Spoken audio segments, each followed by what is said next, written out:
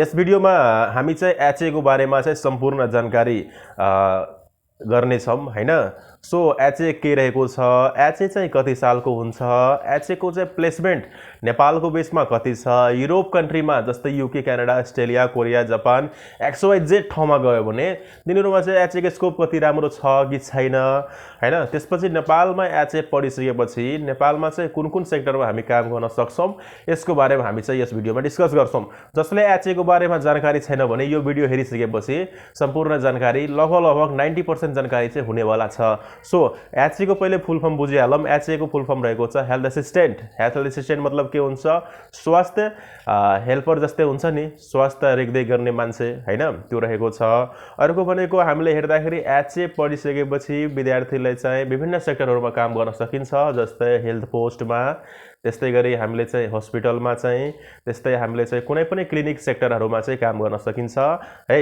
अब एउटा अर्को कुरा के रहेको छ, सबभन्दा राम्रो कुरा एचए चाहिँ हाम्रो 3 वर्षको मात्रै हुन्छ है। जुनसुकै ठाउँमा पढौँ भने हेल्थ असिस्टेन्ट भनेको 3 वर्षको मात्रै हुन्छ पढाइ।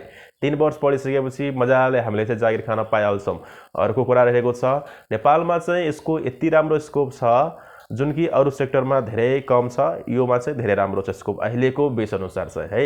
अहिलेको कन्डिसनमा के छ, +2 पढेको विद्यार्थी, ब्याचलर पढेको विद्यार्थी यस्तै घुमिरहेको हुन्छ, तर एचए पढेको विद्यार्थी कुनै कुनै सेक्टरमा चाहिँ काम गरिरहेको हुन्छ।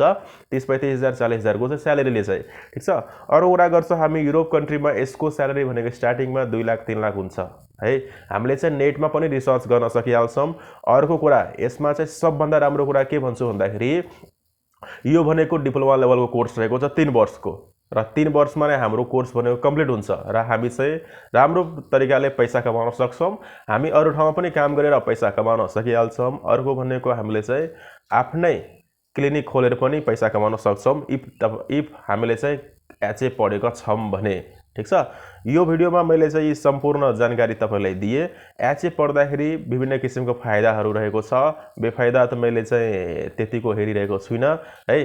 तपाईले चाहिँ अब धेरै वर्षसम्म पढ्न सक्नुहुन्न भने तपाईले चाहिँ एचए दिइसकेपछि एचए मजाले पढ्न मिलो। एचए पढ्नलाई एचए कम्प्लिट हुनु पर्यो, बस त्यति रहेको छ है।